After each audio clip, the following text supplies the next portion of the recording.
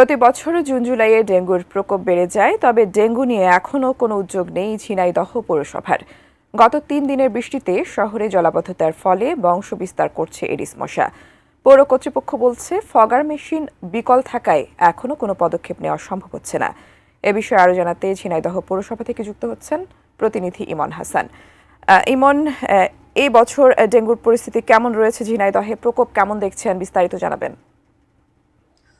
টুম্পা, অসংখ্য ধন্যবাদ। ঠিক এই মুহূর্তে আমি ঝিনাইদহের যে ডেঙ্গু পরিস্থিতি জানাতে চাই আপনার মাধ্যমে। আমরা সকালে হাসপাতালে খোঁজ নিয়েছি এবং আমরা তখন জানতে পেরেছি যে ডেঙ্গুর প্রকোপ খুব বেশি না, 2-1 জন করে আসছে প্রতিদিন। তবে তাদেরকে প্রাথমিক চিকিৎসা দিয়ে দেওয়া হচ্ছে এবং যারা ক্রিটিক্যাল সিচুয়েশন তাদেরকে হাসপাতালে চিকিৎসা দেওয়া হচ্ছে। তবে সব থেকে বড় কথা হচ্ছে যে ঝিনাইদহের যে 9টি ওয়ার্ড মিলে এই পৌরসভার বিভিন্ন এলাকাতে কিন্তু জলা জঙ্গল আছে। পাশাপাশি সব থেকে বড় ভোগান্তির যে ব্যাপারটা সেটা হচ্ছে ড্রেনেজ ব্যবস্থার খুবই অবনতি এবং বিভিন্ন আমরা দেখেছি প্রতিষ্ঠানের ছাদে কিন্তু পানি জমে থাকে, যেগুলো নিয়মিত পরিষ্কার করা হয়, সেখান থেকে ডেঙ্গুর লার্ভা গুলো সৃষ্টি হচ্ছে। তো আমরা পৌরসভার কর্তৃপক্ষের সাথে কথা বলেছি, তারা কিন্তু বলেছিলেন যে মাত্র 3টি ফগার মেশিন আছে ঝিনাইদহ পৌরসভাতে। তো মেশিন 3টি কিন্তু বিকল হয়ে আছে দীর্ঘদিন ধরে।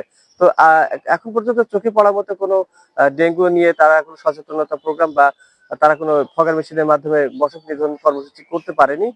কর্তৃপক্ষ বলছে যে খুব সম্প্রতির মধ্যে তারা চেষ্টা করবে ফগার মেশিন গুলো ঠিক করে নিয়ে আসে, এবং যেটা জেলার বাইরে থেকে করে আনতে হয় বলেই কিন্তু তাদের এই এখনো কোনো পদক্ষেপ নিতে পারেনি। তো পৌরসভার কোনো এখন পর্যন্ত আমরা মাথা ছাড়া দেওয়াতে দেখেনি, কারণ এই জুন জুলাইতে কিন্তু ডেঙ্গুর মশা বিস্তার করে এবং এই সময়টাতে কিন্তু বেশি আক্রান্ত হয়। তবে ভালো খবর যেটা, যে ঝিনাইদহে এখনো পর্যন্ত খুব বেশি একটা মহামারী আকার ধারণ করেনি। তবে এটাই দেখার বিষয় যে মহামারী ধারণ করার আগেই যাতে সমস্যার সমাধান করা যায়। তো আমরা কথা বলেছি কর্তৃপক্ষের সাথে, তো তারা বলছেন যে খুব দ্রুতই আমরা সমস্যার সমাধানের চেষ্টা করব।